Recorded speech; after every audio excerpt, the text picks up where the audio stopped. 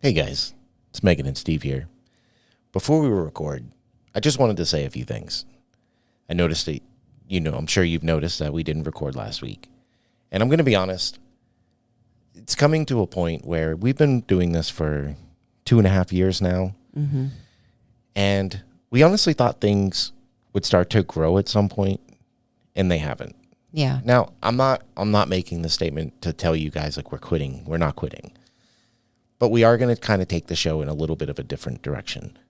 It's going to be the same content that you like. We're just going to try out some new things to try and see if anything can help maybe grow the podcast a little bit.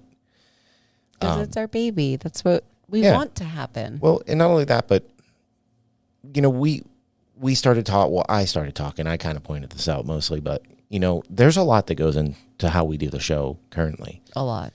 And we want to do videos and everything else. And in the time that it takes to edit an episode, it's almost not worth it.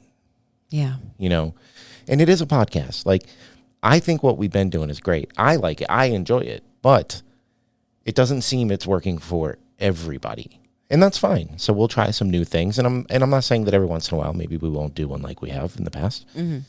But we do want to try taking it in a little bit of a different direction, more of a podcast. If you're here, we hope you're here because you like us and you like to hear us talk. Hopefully, because that's what we do. Yeah, we talk. If you want a dramatized version of most of these stories, you can just go online and watch a YouTube video. Yeah. And this will allow us more, time to do more of the things that we've been saying. This is why videos haven't come out. It's very stressful that, for the most part, besides our 2 Patreons, this show, we do this for free. Yes, we do. You hear commercials, but that's because of Spreaker.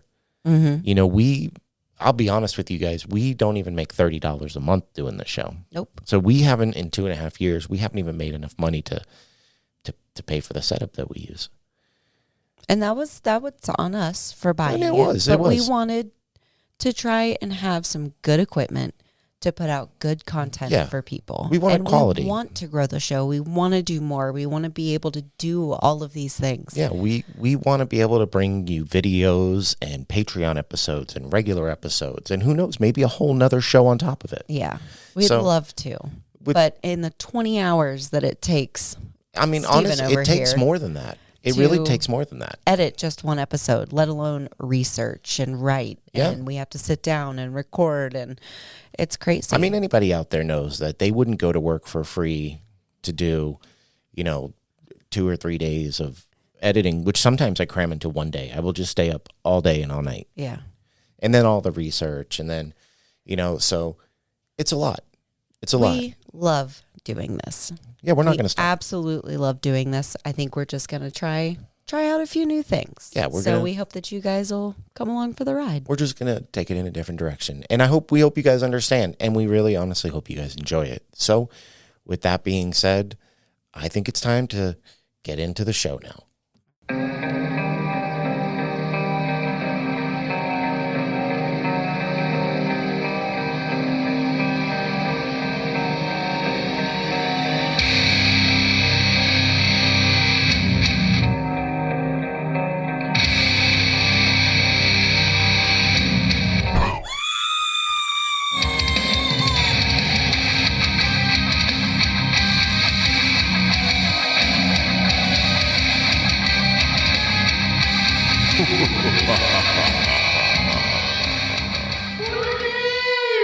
Hey, everybody, and welcome back again to For the Booze. Clearly not all things are changing.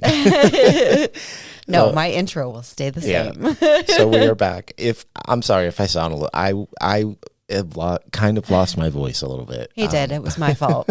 Totally my fault. That's right. Megan paraded me through town yesterday. I did. And I was screaming, and I should be all right. As long as, like I said before we started, as long as I don't yell or anything, I should be all right. Yes, my husband joined me in a town parade to promote my job. He helped me out and came along with the kids, and we had a great time. It was super fun. That's right. I had to bring the ruckus. I had to do a lot of yelling. But anyways, we are going to do an episode today that I'm almost positive that nobody's heard of. I had never heard of it. And the only reason that I found out about this was so different from how we would normally do this. And it was who the person involved in the story actually reached out to us to ask us to do it. I am so excited for this episode. There's going to be some words that I'm probably not going to be able to pronounce correctly because this happens in the UK. Mm-hmm. And they're like, I believe they're Welsh words, however you say that. Welsh. Mm-hmm. Welsh words. I won't do that anymore. I'm sorry. So there's going to be some stuff that it's going to be hard to pronounce. So, Andrew, if you listen to this, I apologize. I am doing my best. We are American. But he reached out to us, and it is a location called the Gladstone Villa. Now, if you look this up now, technically it doesn't exist today. The building is there, but it is something else now. Now, okay. I did more footwork for this than I've ever done in the aspect of, like, I did write a story that I'm going to read, but I also, like, I tried to reach out to former people who lived in the home, which I think they're all dead now. I did talk to Andrew. I reached out to, I don't know if it's still a hotel. I know it was. I think it's still. I reached out to them. Nobody got back to. I couldn't get anybody to get back to me. Mm-hmm. So I just had to write what I could find. I did ask Andrew to kind of write us a few things, and this is what he said. He said, my statement about the location of Gladstone Villa property, it's in a town called Bargoed. It looks like Bargoed. I've heard people say that it's supposed to be pronounced Bargod, but he says it's Bargoed. Okay. So Bargoed is a former mining town in the South Wales Valleys, 17 miles from Cardiff, 8 miles north of Caerphilly. I don't know the word. This is what I'm saying. It's like Caerphilly or something. Now, the town is steeped in history, going back to medieval times and the Iron Age. Wow. Ooh, this is going to be this is going to be a word that gets me. Saint Catwig. I don't know how to say this. Catwg. Any ideas? Okay, nope. He was a pious man who was elected abbot, who was responsible for more than 36 monasteries, and there was a small monastery in Bargoed in the 15th century. Now, they toiled for produce and substance. I really hope this is a statement that you require. And it kind of was, but it wasn't. I was looking more like to the location itself, but this did end up helping because it was really hard to find anything beyond it just being a mining town. Okay. Now, the crazy thing is like we have hyper-focused in the past about like it's not just like what happens at a location. It's what happens before or on the grounds of. Oh, absolutely. And this is a mining town. Mm-hmm. This is before people cared about putting masks on. This is pre-COVID. Yeah. So it's definitely pre-COVID. Yeah, but I'm just saying, like, so people had the black lung and people were dying left and right in this town. I did ask, I'm going to read this. I didn't know when to read this before or after, but before we get into the story, I did ask him, I said, can I ask you, Andrew, what kind of impact did all of this have on you now as an adult? Because, some people say it really affects them. Right. And this is what he says. This is his statement about, how he is now pertaining to when he lived there. And he said it left quite an incredible mark on me and my mother, Caroline. The whole experience was frightening, but fascinating at the same time. It made me obsessed with the paranormal and turned my mother, Caroline, a nervous, timid person. But we survived because we didn't get the activity 24/7. We lived relatively normal lives. The main activity took place in the evening, but occasionally during the day. And then it's a different culture than America. Mm-hmm. Families do live together more often over there. And he said it didn't really bother my grandfather, Bill, but my father, Douglas Dexter, had a series of breakdowns after this, and he died in 1992 at the age of just 44. Wow. 1 year older than me. Wow. Holy crap. So that's crazy. And he says that, we still lived normal lives living there. He said, but they slept downstairs with the lights on. I don't know how to tell you this, Andrew. That's not normal. It isn't, but I commend you for doing so. This is a very, this is a very interesting story. Okay. This was like one that I kept digging. I wanted to find more. And I just couldn't. Okay. And I do want to point out before we get into this that normally like let's say the Conjuring house, the Perron family, where maybe not all of them, but the ones that we do know have made it kind of their existence, their identity. And, you know, for all accounts, I talked to Andrew online. I found him on Facebook, everything. He, outside of telling his story online, this is not his existence. He lives a very normal life. He just shares his experience that he had. He's not the guy who's like pushing for the world to know it. But I mean, there are articles and stuff, but in his personal life, this isn't his existence. He didn't choose to let this define him. Right. And I want to throw that out there because that speaks volumes to me, because a lot of people, they have these experiences and it's like, you know, maybe they'll make a movie or something. Right. Or maybe we can make money off of the story or anything like that. Exactly. And it just doesn't seem that way. But originally a market town, Bargoid grew into a substantial town following the opening of a colliery in 1903. Do you know what a colliery is? No. It's a mining business or like a mining shaft or something like that. I didn't know what it was either. Huh. I guess we should know that kind of stuff, seeing we live in a mining area. Probably. We actually went and visited a mining town. It's rad. It's so cool. So cool. Probably because we're from Florida. Yeah. By 1921, Bargoid had a population of 17,901. This has been steadily declining since that time, as the general demand for Welsh coal continued to fall. The colliery, which was the subject of a painting by Ellis Lowry, closed during the 1970s, and its former site is now a country park. Oh, interesting. Yeah, like nice little park where tons of people died. The town was home to a factory built by the Austin Motor Company in 1949. This was a project by Austin chairman Leonard Lord with government funding to employ miners suffering from lung disease caused by prolonged inhalation of dust. In 1945, it was estimated that 5,000 miners in the South Wales region were affected by the condition to the extent that they could not work in the coal industry. The Austin factory at Bargoid became the first factory in the world where every employee was registered as disabled. Wow. I mean, at least... Oh, my goodness. At least they did something to, because once these people got sick, they couldn't do a lot. Right. So at least the government got together and said, well, we can make something for you so you can keep working. Because, I mean, I don't have the best judge of the UK in any sense of time, but from what I kind of understand is like, we thought we were behind in 1920s and stuff like that, but it seems like they were real behind.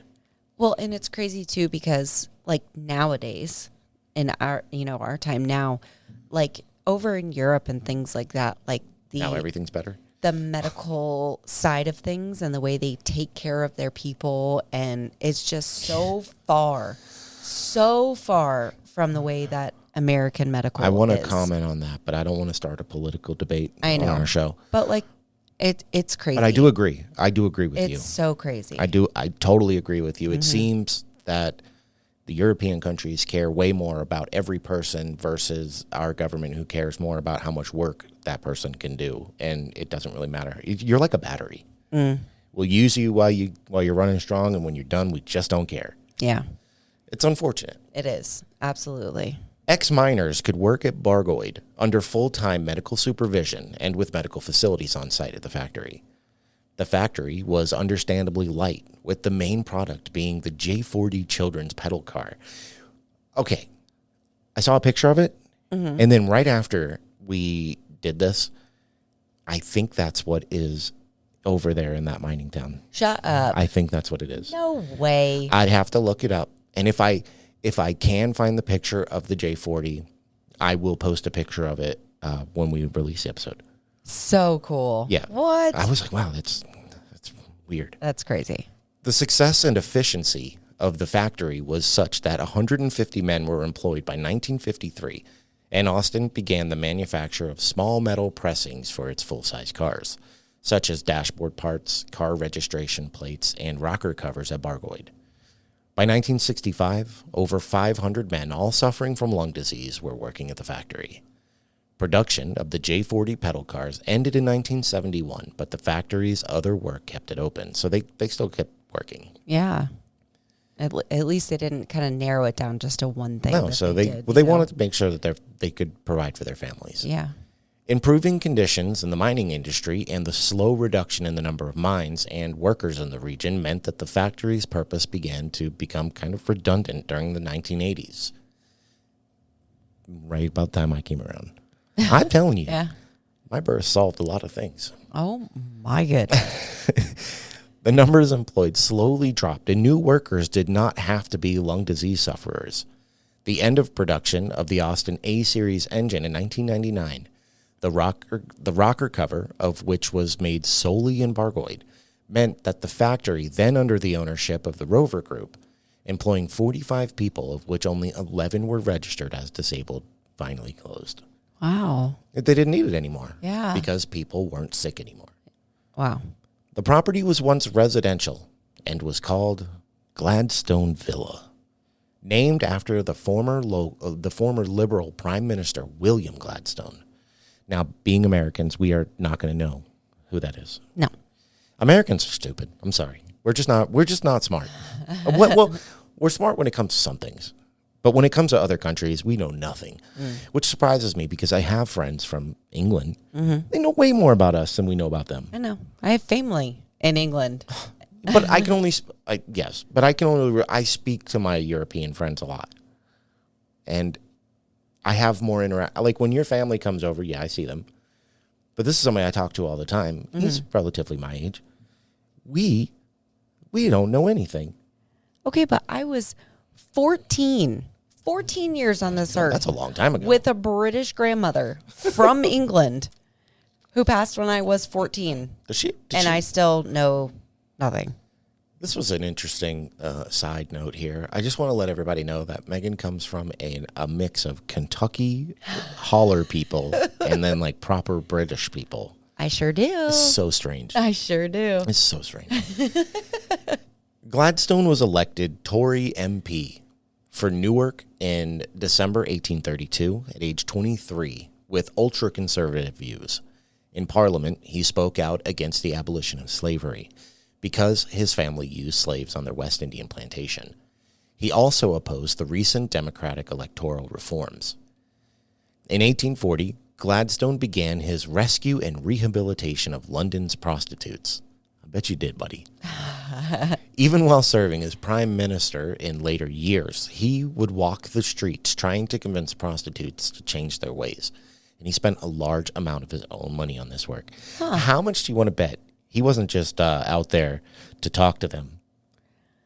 I don't know. He was out there to hire some services. I don't know. I don't think so. I think if someone's going out there to help these people change their ways, like they're fully committed and fully invested. You're really giving us men way more credit than we deserve. I mean, I get that, but I'm trying here. I'm just saying, dude.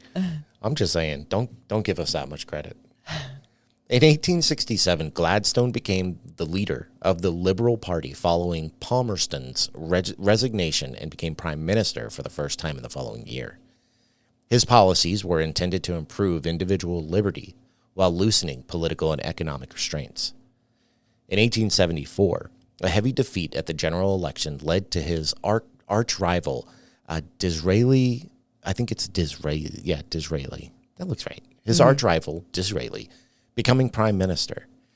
Gladstone retired as leader of the Liberal Party, but remained an intimidating opponent, attacking the government fiercely over their weak response to Turkish brutality in the Balkans, known as the Eastern Crisis.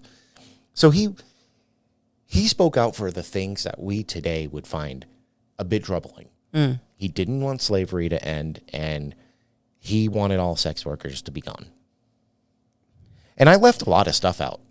There's a lot of stuff that he also did in between these times. I just tried to pull the more prevalent things. But yeah, so he would have been an extremely right-wing. And I'm not talking like just being right-wing. I have right-wing tendencies. But he was extremely like a right-wing guy. Right. Like by the book. Well, we would consider that now. Yeah. In 1880, he became prime minister for a second time, much against Queen Victoria's will. She didn't like him. Her dislike of him was strong, complaining that he, quote, addresses me as though I were a public meeting. And for 2 years, he combined the offices of Prime Minister and Chancellor of the Exchequer. So the Queen did not like him. That's a person you don't want to have not like you. Well, no, especially not back then. They had more power. Yeah. In 1885, the government's budget was defeated, prompting him to resign, with Lord Salisbury becoming Prime Minister. Sounds delicious. Salisbury steaks. Gladstone declined an earldom offered by Queen Victoria, preferring to remain in office. So he could have been an earl, but he turned it down because he liked the power of, Being politics. Prime Minister. Yeah. Wow. In February 1886, age 76, he became Prime Minister for the third time, working in alliance with the Irish nationalists. He immediately introduced an Irish Home Rule Bill, proposing a parliament for Ireland. It was defeated, and he lost the general election held in July 1886. Gladstone would die on May 19, 1898, from cancer, which started behind the cheekbone and spread across his body, and he was buried in Westminster Abbey. Oh, dude, cancer in your cheekbone? He was buried in Westminster Abbey. Yeah.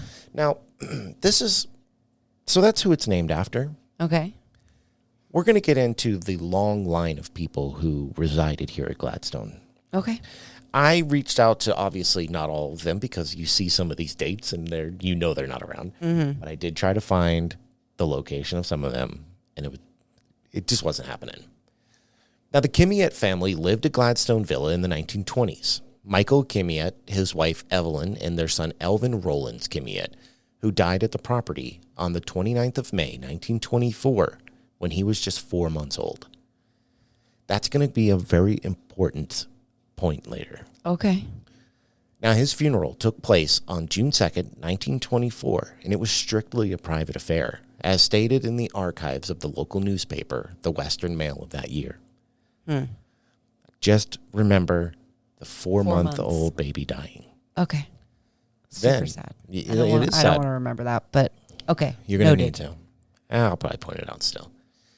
Then, later, the Williams family were there in the 1940s. Hugh and his wife, Gwen, I love that name, and they had a son who was born in Gladstone Villa on March 8th of 1946. Now, the Mills family then lived at the property. Edgar Mills actually claimed it was haunted and said that there were tunnels nearby that led up to local villages of Gallagher, something, where there was a Roman fort, and also Nelson, where there's a manor called Lanciac Farrer Manor. Wait, what is that word? Lanciac. No, not that one. Farrer. Flower? Farrer. F-A-W-R. Farrer. Okay. I told you there'd be words in here that I was going to have a hard time with. Whenever we do topics from other countries, I always struggle. Yeah, it's hard. Now, however, there's no evidence that there are actually tunnels built on further research, though. It has been stated by a couple of sources that there is a priest hole in the property called the RAFA, which is directly opposite the Parse Hotel, which is what Gladstone Villa became. Okay. The Parse Hotel. One of the oldest buildings in Bargoed, and it dates back to the 17th century. And apparently a priest hole is like a place that they would hide when there was like religious persecution. Okay, so they just kind of get out of the wings as it was like coming in. Okay. They were kind of tunnelish, but they were like holes in the ground where they would hide when people decided that your religion was no longer okay. It happens all the time. The Higgs family moved to Gladstone Villa in 1960. William George Higgs, his wife Rita, and their only daughter, 10-year-old Caroline. This is where you really need to start listening to names. Okay. This is important because I started to really get into it at this point because there's a big connection here. Okay. Now, the Dexter family were there from 1968. William Douglas Dexter, his wife Caroline, and their only son Andrew, who was born in the summer of 1969. They moved out in 1978. The family in 1960, William George Higgs, his wife Rita, and their 10-year-old daughter Caroline, is the same Caroline Andrew wrote to me about, his mother. When they lived there, this was before the Dexter family moved in because she became Caroline Dexter. What? Yeah. And even though that there were claims of the family before that saying that there was haunted things happening, I tried and searched and could found nothing about when the Higgs family lived there. But then Andrew, who I talked to, is Andrew, who was born in 1969. Wow. That's so cool. Now, Caroline Dexter is the same 10-year-old Caroline Higgs who lived at Gladstone Villa previously. And we're not sure how she and William acquired the villa from that point, but we couldn't find any accounts of the Higgs family claiming anything paranormal about the property. Now, the property was bought by local businessmen Aldo and John Ricci, and Gladstone Villa was eventually converted into a hotel during the 1980s after being empty for quite some time after the Dexter family left. And it was renamed Red's Pars Hotel.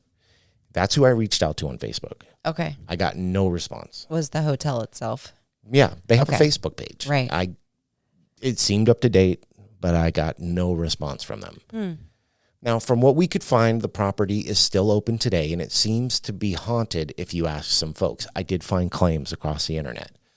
Paranormal claims happen to this day, but one has stood out amongst them all. And it all started with the Dexter family and would change their lives forever.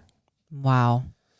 And I think it's so cool. It's just looping back to the person that we have already talked to and that has said, hey, maybe you guys should look into this place because... Do you know how much it blew my mind when I was reading about the different people who live there? And I was like, oh, there was a Caroline in this family and then a Caroline in this one. That is so weird. And then the more I dug, I realized this is the same person. Wow. But how come the Higgs family never had any experiences? The family before them did and the family after them did.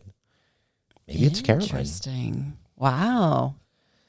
So that's the history of the property.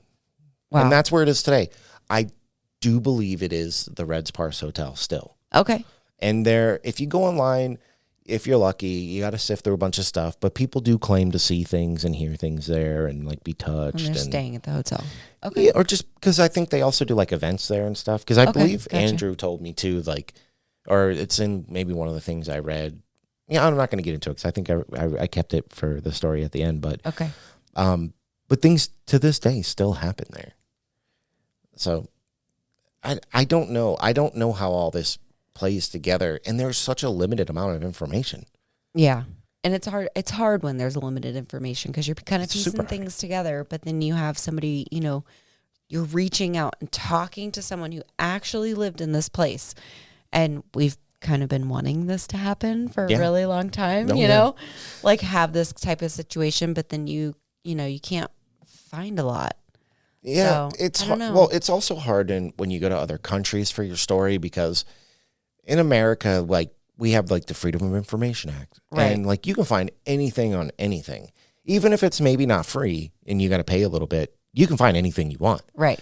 In other countries, it's not like that.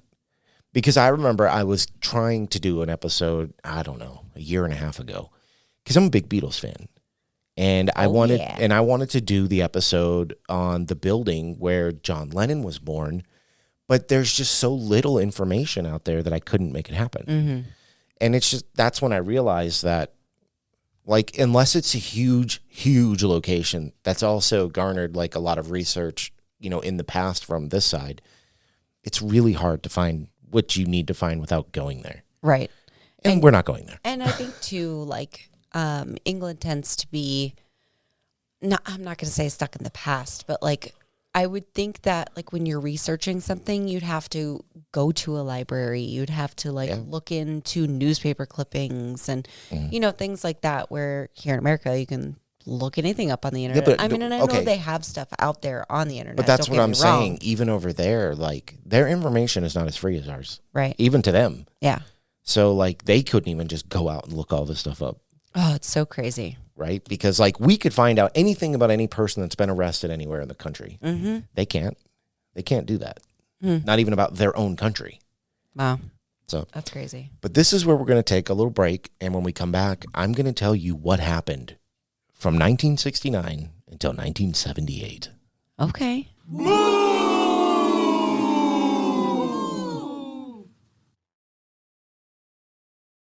And now, Bo's Crew, back to the show. So now that we've been through all the people who have lived there, which honestly is a lot more people than I thought I was going to find, we need to talk about what happened here. Okay. And this is, I don't know how to say this. This is not the most spectacular paranormal evidence, but ends up being one of the most spectacular stories. Ooh, okay. And I'll tell you why at the end, because even if you don't agree, I'll explain why I think so anyway. Okay. Did they end up changing the name of the place where priests hid? Because I would like them to do that. You got an issue with priest hole? I don't like that. I don't like that. I figured that'd be more me making that joke, not you. I don't like it. Yeah, I don't like it either. I don't know. It just keeps running through my head. Stay out of the priest hole, kids. Oh, hey, that sounds bad. Bruh. Hey, man. For most people in Bargoid, Cardiff Road is just a long thoroughfare that leads into the town. But for one family, it was the site of ghostly incidents and paranormal activity for nearly a decade. Gladstone Villa, a large 3-story building, became the home to the Dexter family in 1960. The property, which is now Ty Parse Care Home, I also tried to look that up. Okay. Okay, these are not my words. These are somebody else's words. Mm-hmm. I don't know if it was Ty Parse Home and then Red's Parse Hotel. I think that's how it was. It's really hard to tell. Okay. It's really difficult. That's fair. It says it's now the Ty Parse Home, Ty Parse Care Home, but if you look it up, Red's Parse Hotel, it's there. It dates back to the early 1900s and was named after the former Prime Minister William Gladstone. But it was not until after Andrew was born in 1969 that his family witnessed paranormal activity. According to Andrew, he lived at a large property called Gladstone Villa in the former mining town of Bargoid in the Caerphilly County borough of the South Wales Valleys in the UK. From 1969 to 1978, they experienced activity that simply defied rational explanation, such as lights going on and off. The family claims to have witnessed electrical cables being pulled, and Andrew's grandfather Bill claimed to have had a glass bottle thrown towards him as he entered the main bedroom one day, missing him by just inches. Andrew admits that he didn't personally see this himself, but he can still recall the time he came from there with the broken bottle in his hands, and he told the family what happened. So there is evidence. Okay. However, I could say anything. I could pick up anything and be like, this was thrown at me. So we're not quite at that point yet, but something's happening. Andrew also claims that there was the occasional sighting, but that this was a very rare occurrence. So rare that in all the 9 years he was there, he himself never saw it once. But he claims that he did hear the entity many times in one of the bedrooms. Allegedly, his mother Caroline claims to have seen it on at least 2 occasions. So now we're talking about full-bodied apparitions. Right. So they're seeing actually it. seeing Yep. things. So they're seeing it. Now, there are also regular footsteps heard in the main bedroom almost every evening. Sometimes during the day when the family would all be downstairs watching TV, one of them would turn the volume down to hear it more clearly, and Andrew's grandfather, Bill, would point to the ceiling and say, quote, "He's by here and he's by there now," trying to make out where the footsteps were coming from exactly. So they were like... tracking it. Yeah, they were tracking it through the room. Yeah. So they were that prominent. Yeah. That prominent. Like that's amazing. That's really that's saying something, because usually they're like, did you maybe hear footsteps? And they're like, no, we could. Like you heard a thud. We could map it. Yeah. Wow. There are 5 members of the family that were living at Gladstone Villa. Andrew's maternal grandfather, William Higgs, known as Bill to family and friends, a retired coal miner who worked at the local colliery. He was a short, bald man who liked nothing more than to listen to his country and western LPs, Johnny Cash and Glenn Campbell and so on. He also liked westerns on TV that starred John Wayne and Clint Eastwood, so he was cool. His maternal grandmother was Rita Higgs. She was a short woman who enjoyed smoking. She also liked collecting garden gnomes and liked watching soap operas on TV. It sounds like my mother. Andrew's mother, Caroline Dexter, met his father at the local bakery, and she was working the day shift regularly, and his father worked the night shift. He would stay behind to make her a cup of tea and chat. Aw. Very, very sweet. They dated for 3 years before they got married on Monday, April 1st, 1968. The Beatles were number one with Lady Madonna. They did not get a place of their own, but they decided to live with, he says my grandparents, but, the Higgs family, at Gladstone Villa, which is located on Cardiff Road. Andrew was later born on August 24th, 1969, when everyone was listening to the latest number one in the charts, Honky Tonk Woman by the Rolling Stones. It was soon after that his mother said that strange things started to happen around the house. So maybe there's a connection to Andrew. Wow. I have a theory. Okay. Okay. Andrew was just a baby when his mother claims it all started, like small tapping here and there, but nothing too noticeable. But over time, the activity gradually increased. One time his mother said the family heard a noise like someone jumping down from the attic and onto the landing. Naturally thinking that someone was trying to break in, they went to see what was going on. But when they got there, they found nobody. But the hatch to the attic was actually open. Stop. They believed whatever it was eventually made its way to the main bedroom, which happened to be his grandparents' room. And it soon made its presence felt by walking around the bedroom, and sounds of dragging could be heard. Ew. No thanks. Up until now, it was fine. Right. Just a couple little things here and there. Dragging. I don't know. One day, Andrew says his mother went upstairs to the bedroom to get his father up for work. When she got there, she was surprised by the sight of the ironing board placed on his father's torso as he slept. When he woke up, he was baffled as to what was even happening. So think about it. It was like laying on the bed with it across like his midsection. Right. Weird, right? Because these aren't super weird. These aren't the claims I'm used to hearing. Right? We've read so many stories, and it's usually like the stuff that you could only imagine in a movie. Mm-hmm. But this is like, I don't want to say normal, but like, I don't know about a broke neck lady floating around the house, but like, how did this ironing board get here? Sounds more realistic. Cause, it does. It really does. Just a side note for the listeners. We were going to record. Life has been happening. That's all I'm going to say. But it does pertain to like, it would be really nice if this podcast would take off. I come down to the basement after the last time we've recorded, and we kind of did move some things around on the shelves and the backdrop that you're going to see in videos. And something was just on the floor that we didn't put on the floor. It was on the table, and it wasn't close to the edge. It was just on the table. But nobody had been down here since the last time we recorded. Like, he even texted me at work pictures of all of this and was like, did you come down here? Did you move this? And now, I see where it's supposed to go now. Yes. It's literally a shelf on the wall, highest point on the wall you can get.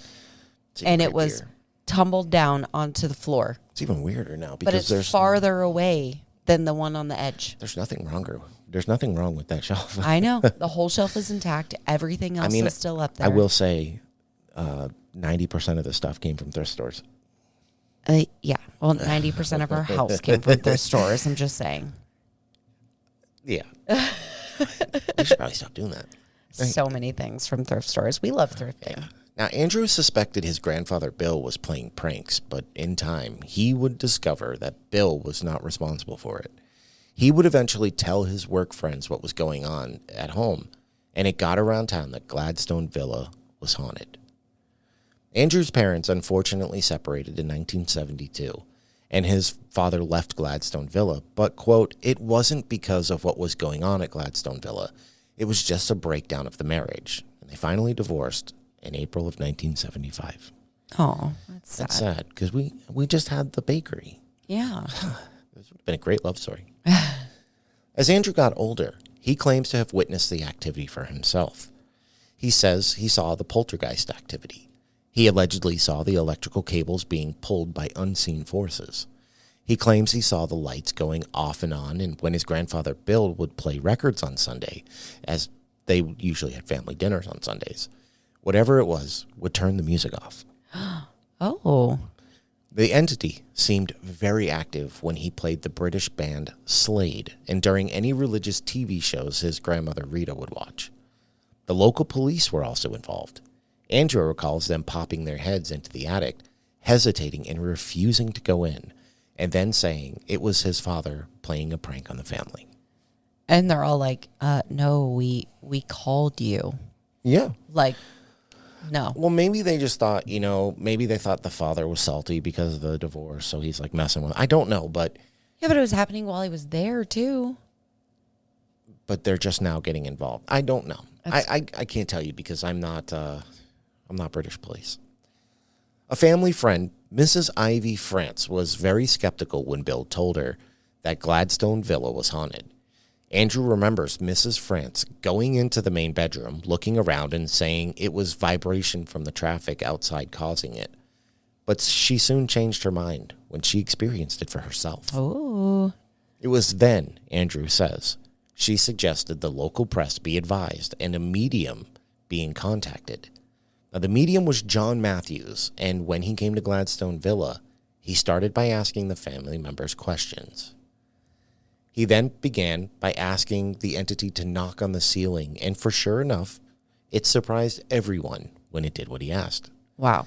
At some point, John went into a trance and tried to contact whatever it was, but he failed to get a name. He later confirmed the obvious, that there was indeed a presence there, and it was an earthbound spirit, and that it had unfinished business. Obviously. I'm very skeptical about mediums. I know you are. There's just been too many people caught faking. I agree. I do agree with that. However. Yeah, I know, you believe. Yeah, I get it. A priest by the name of Graham Jones was then called to Gladstone Villa. He blessed the property, and after a few prayers, it was quiet for a few months after that. No incidents, but it did return, and with a vengeance. And this time, it decided to show itself. Stop. No. One evening, Bill, Caroline, and Andrew were watching television. Rita was reading a book when suddenly Caroline looked to her left and she allegedly saw the full, solid apparition of a monk standing by the doorway. Oh. The rest of the family did not see it because they were preoccupied, but she would later describe it in great detail as a monk in a brown cloak, complete with hood over the head, so she couldn't see the face. Wow. Remember, there's a monastery next door. Right. Super close.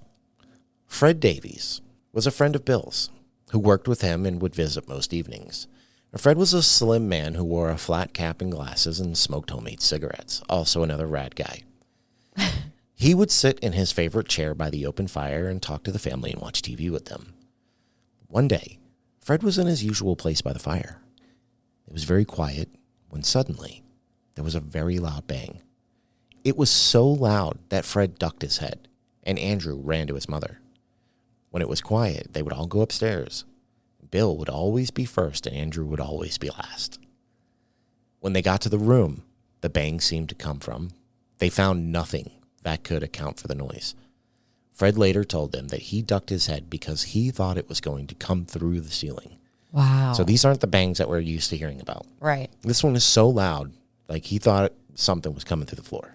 Wow. That's intense. Fred also told of another experience he had at Gladstone Villa. Bill enjoyed looking out the window that overlooked Cardiff Road. Now, this time Fred joined him. He claimed that he felt something brush past him. But when he looked, there was nothing there. So he's being touched too. Right. Like you get the, I don't know if I know no one's. What are you trying to say? I don't know. Talk to him. So like I've had experiences where I feel things like brush past me. Girl, and I just like, brushed past you during the ad break. And like, just like super close near you, but there's nothing there. It's a very specific feeling. Yeah, and like when you feel like a hair touches you and like there's nothing there. Not even, it's like hair mixed with air, but it's like thick. I don't know. It's crazy. It's ominous. It's a very ominous feeling. It's creepy. Andrew remembers an experience he had when he was alone in that bedroom. The light was on, and it was very quiet. He was laying on the bed facing the window that overlooked Cardiff Road when he suddenly felt something heavy jump on the bed. He says he heard the bed springs and he felt the bed bounce. When he looked up, there was nothing there. He ran downstairs to tell his family, and they all went back up to look, and there, they saw distinctive paw marks on the bed, like that of an animal. Andrew later found out that Bill had a black Labrador named Tovey, who died when he was born. Nope. I'm leaving. It's almost like this is a pet cemetery. Oh my God. No. Everything that dies here comes back. Stop it. Like, what? It's nuts. Pause on the bed. Yeah. And in a house. Out of your freaking mind. In a house that has no dog. Nope. Right? So there's not even it was probably your dog. There is no dog. That's nuts. I just read ahead in your little thing no, right here. And yeah. I knew when you pointed this specific thing out that this is what was going to happen. I knew it. Bill and Caroline claimed to have once heard a baby crying in the house. Mm-hmm. The activity got so bad that Caroline, Rita, and Andrew slept downstairs with the lights on. It was only Bill who was brave enough to sleep in there after that. And it was then that Bill would have yet another experience in there. Of course he did, because he stayed. I told you the baby would come back. Nope. Bill claimed that he was lying in bed when all of a sudden he couldn't move. He couldn't even shout for help. This could have been sleep paralysis, but he said he heard something in the room with him. Of course he did. Rita also had her own experiences. One day she went upstairs into that room to get Andrew's father up, and that's when she saw the boiler door wide open by itself. She didn't stay in there to see what it was, and she rushed out of the room. I think there's like a little boiler door. Yeah. I don't know. I've never been to the UK. Me either. Sounds dangerous. I wish I could. Yeah. I want to. On another occasion, she said she had the sensation of something pulling on her foot, like she had stepped on her own gown. Now, they dealt with the ghost, for so long that Rita gave it a pet name. Don't do that. That's where you went wrong. Don't do that. Oh. She called him Johnny, and Bill would eventually start to shout out that name to provoke a reaction, but nothing would happen. Now, Miss Ivy Francis's son, Charles, got to hear about what was going on at Gladstone Villa, and he came along with some friends, and with the family's permission, they went into the bedroom. It frightened one of his friends, and to this day, the friend still says it was a spooky place. Wow. Yeah, so it left such an imprint on him that he's like, yeah, no. Yeah. Like, absolutely like not. People are just getting the feeling at this point. They're just feeling And it. if no one's ever had that feeling, there's no way to describe it. You can try. It's like a pit in your stomach. But then there's like this full body, like heavy, ominous, like it's crazy. Yeah. It's I mean, you so can crazy. definitely feel the change in the room. And there's so many things that come along with it, like so many different feelings, I think, and it might be different for other people. I'm sure it is. But it's, I don't know. For me, when I've experienced something like that, it's like a full body thing, but there's different things going on. It's so weird because when I stand over you while you sleep and stare at you, you don't seem to feel anything.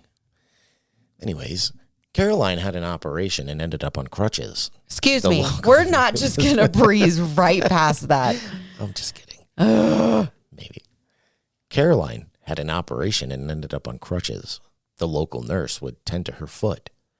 Caroline was sitting on the chair when the nurse came in one day and knelt down to tend to her foot. She told Caroline not to hold on to her. Caroline looked at Rita in amazement as she wasn't holding the nurse at all. What? The only time Andrew heard the ghost being vocal was the time they were all in that room. One of them needed to use the bathroom and couldn't open the door. Bill said, "He's behind there." But then Andrew quite distinctively heard the sound of chanting and then silence. Wow. Yeah. Ugh. Nope. This Poltergeist. That's all I can think of right now is the movie Poltergeist. I mean, there's so many different things going on here. Like we have all these names for like different kinds of hauntings and things like that, you know, like residual things that kind of happen constantly. Or like things moving. You got your poltergeists, and then you've got, you know, just kind of in the background. This is so poltergeisty. Noises. I know you've never seen Poltergeist, but somebody out there listening has. I'm just waiting for somebody to be in the bathroom and their braces come out of their face and start attacking them. I don't know what that means. I know you don't, but I'm sure somebody does. The family left in the summer of 1978 when 2 local businessmen bought the property, and Gladstone Villa was eventually converted into a small hotel, and its name changed to Red's Pars Hotel. On the night before they moved, there was one final incident they experienced, as if it knew that they were moving out, and it was its way of saying goodbye. Of course that happened. Caroline, Rita, and Andrew got ready to go to sleep. The light was still on, and that's when they heard the doorknob turning, as if someone was trying to get in. At first, they suspected it was Bill, as he was the only one who slept upstairs in that room, and it may have been him playing a prank. That's what they thought. A lot of the time throughout this, they always think Bill is just messing with them. Right. Now, Andrew called out to him, but there was no answer. No laugh that would give him away. They then heard their belongings that were packed in the hallway being thrown around. The next day, they asked Bill if it was him playing a joke on them, and he insisted it wasn't him, and the family believed him. Wow. Now, Andrew ended up having his 40th birthday at Red's Pars Hotel in August of 2009. Cool. And the female staff told him about paranormal activity they were having. He then told them about what happened to him 30 years earlier. The staff told him about lights going off and on, and odd sightings in room 5. A bride in white was even seen. Claims of a baby crying that made no sense to him at the time. Oh my God. Andrew actually went on to do some thorough research of the property, which in all honesty is where I got most of this. Okay. Thank you, Andrew. From a few different websites, but almost all his research and the Cardiff Road area. He found out some very interesting things, like Bargoed Library and the local newspaper archives say Gladstone Villa dates back to 1900, and it was named after former British Prime Minister William Gladstone. He discovered the previous people that lived there, the Kimiet family in 1924, the newly married couple, Michael and Evelyn Kimiet, and a son named Elvin Kimiet, who died, of course, at the age of just 4 months old. And according to the archives of Cardiff newspaper, the Western Mail that year, this explained the baby Caroline and Bill had been hearing in the bedroom. Nope. Nope. So they think it's the baby that died. No, thank you. Miss Evelyn Kimiet died in 1970, soon after Andrew was born. Now, he also found that there was a monastery in Baldwin Street where his parents met and worked. And there is a property directly across from the former Gladstone Villa property, dating back to the 16th century. It is now a public house called the RAFA Club, or Rafa Club. A priest hide, which is, I think they did change it. It's called a priest hide. Oh, look, they did change it. Is said to be there, and it's sealed up, possibly explaining the monk that Caroline saw. Oh, my God. This is Andrew Dexter's story that he stands by today. He reached out to us on X or Twitter and asked us to take a look at it, so we did. Andrew's story has never changed, and he has, as far as we can tell, he hasn't tried to get rich off his story. Now, the next statement was written by Andrew on the website supernaturalconfessions.com. Quote, "What I have said here is true. I wouldn't share this if I couldn't possibly back this up, and I have used real names as I have nothing to hide, and all I've said can be verified by the family of those people that I mentioned. Sadly, some of the people I have mentioned are no longer with us. I challenge any hardened skeptic and firm non-believer, and I can assure them that they will indeed most certainly question their belief system. Of this, I have no doubt at all whatsoever. In fact, I'm 100% positive." Whoa. And that is the story of Gladstone Villa. Wow. That was a lot. It's a lot, yeah. That was a lot. That's all. I have no words. I have no words. But it's a good story. It is such a good story. Are you kidding me? But some things that I wanted to point out at the beginning is these aren't the most outlandish things. This is, when I think of a real haunting, this is what I envision. Yeah. Oh, yeah. This isn't you know, the devil showing up and, you know, the pits of hell opening up in your living room. We just always hear about these extreme, like, cases. Mm-hmm. But everything that is claimed to happen here can be linked to something else around that house. Wow. That is amazing. But I also wonder, did Andrew's birth spark some of this? I don't... Because he would have been the first baby back into the home after the baby died there. Right. I don't know. It seems to be that way. For sure. It's something like that. All signs, you know? Yeah. Like stuff kicked back up when a baby was brought home to the house, whether, I don't know if he was born in there. Did it say he was born in the house? He was born at that house, yeah. Oh, wow. Okay. Yeah. So, with all that, we got to do the thing. Is it real? What do you think about this? Do you think this is real? I absolutely 100% think this is real. I believe Andrew. I believe his story. I believe everything that he has said. He has stood by his story for, 40-something years? Well, I'm 40-something years old. He was born in 69. You know what I'm like? 50 years. All of these things. He has said the same story for the last 50 years. And he has done the research on this place. Like, it's stuck with him.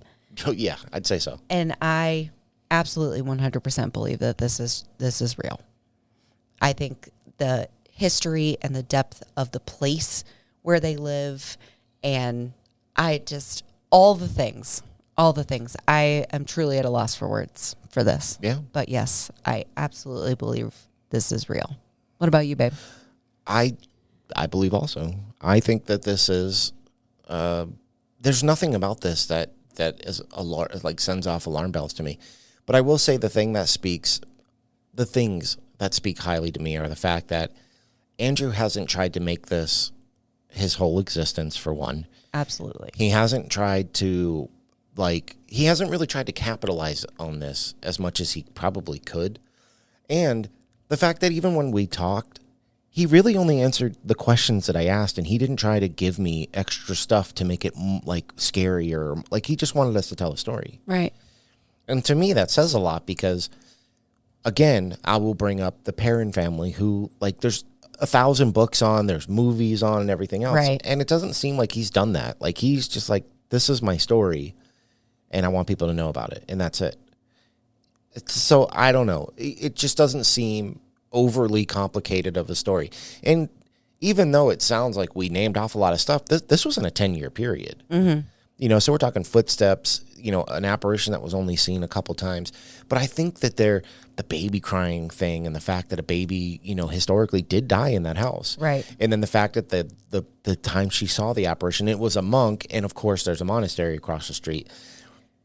Everything adds up too much. Yeah. And it is on, medieval land where people died, in a town, a mining town where people died all the time. Wow. So a lot of this makes sense to me. Yeah, absolutely. I do think it's real. So this one gets it gets the seal of approval from us. And it is, I wish there was a movie about this. 100%. Are you kidding me? I really do wish there was a movie about this. Oh, that would be so cool. This would be such a good story. But the problem is we also live in a time where the reason that the YouTube videos do so well is, because people, they make them over lavish and they embellish so much. And yeah. Oh, yeah. And a story like this seems too realistic, and people, they'd probably be bored with it, which it sucks. I wouldn't be. I wouldn't be either. I would not be. So, Andrew, we appreciate you reaching out, and thank you for talking with me and your story. I mean, I believe you. I do believe you. We do. We do believe you, Andrew. And thank you so much for letting us share your story on our show. And if you do listen to this and you think you're up for it, maybe come on and talk to us, and we can do a little interview with you and talk to the people. Yeah. If you're willing to, we are so ready. Tell us about your experience. Maybe there's little stuff that was left out, or maybe things that, just isn't online that you could tell us about. That'd be kind of cool. And anybody else out there too, we're always open to hear your stories as well. That's right. Yeah, especially if you've had a haunting. That'd be awesome. Yeah. That was a good idea. Super cool. Super cool. this is the end of the story. Where can they find us? They can find us on Instagram at forthebooze_podcast and on Facebook at forthebooze. You can also find us on X. I'll just say X from now on because that's what it is, at For the Booze. YouTube it For the Booze. And now that we are working on this new format, we are planning on the videos being recorded this week. Yes. You can also find us everywhere. Just look up For the Booze podcast. Yeah. I look ourselves up and it's everywhere. For the Booze. For the BOOS. That's right. And listen, if you think other people might enjoy us, share the episodes, put them out there to the world, tell your friends about it. And if you'd also like to help support the show, reach out to Patreon. Yes. Patreon, we do an extra little show on there called Behind the Booze where we read people's ghost stories and make fun of them. Some of them are okay. I mean, but it's a little some more. Of them aren't. It's a little more raunchy of a show, I guess. Yeah, we don't hold back. It's not family friendly.